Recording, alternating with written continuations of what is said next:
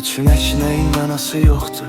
Mən göyləri qarışdırıram, gecə ilə gündüzü bir-birinə qatıram. Mən küləklər əks edirəm, biraz da yağışlar, biraz sevgi, biraz bağ. Və mən rəqs edirəm, və mən bu dərdi unutmaq üçün rəqs edirəm. Mən gedirəm bu şirin əzab içində. Məni tək qoyun, hər şey bitsin, bu son rəqsdir. Mən tək başına rəqs edirəm.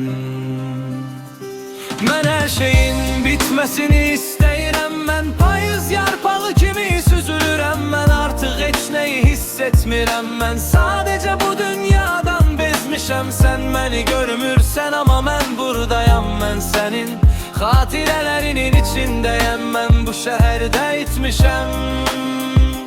Mən bu boşluqda azmışam. Hər şeyi yenidən başlamaq üçün, göydəki ulduzları toplamaq üçün. Mən rəqs edirəm, bir boy istəyirəm. Bir boy istəyirəm.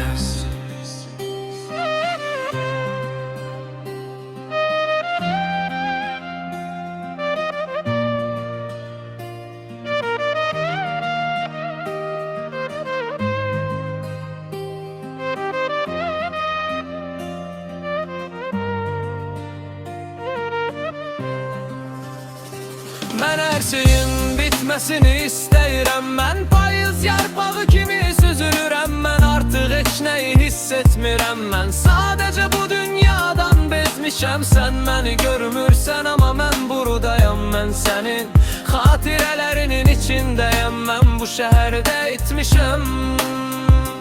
Mən hər şeyin bitməsini istəyirəm. Mən payız yarpağı kimi süzülürəm. Mən artıq heç nəyi hiss etmirəm. Mən sadəcə bu dünyadan bezmişəm. Sən məni görmürsən, amma mən buradayam. Mən sənin xatirələrinin içindəyəm. Mən bu şəhərdə itmişəm.